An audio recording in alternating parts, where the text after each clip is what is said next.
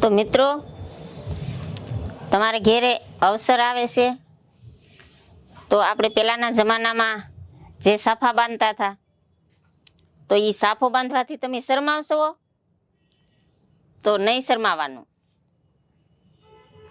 એ તો આપણી પરંપરા ચાલી આવે છે.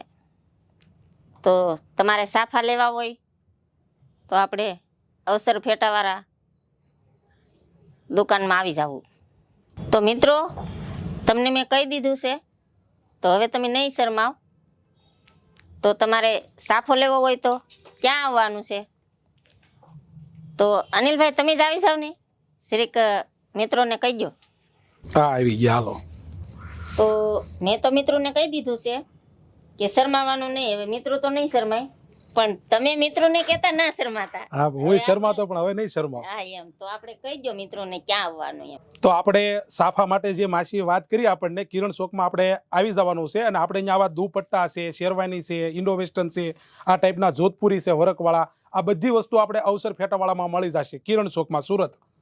તો મિત્રો, તમારે ક્યાં અવસર આવે તો સાફો બાંધવાનો, શરમાવાનું નહીં. તો આવી જાઓ અવસર ફેટાવાળાને ક્યાં.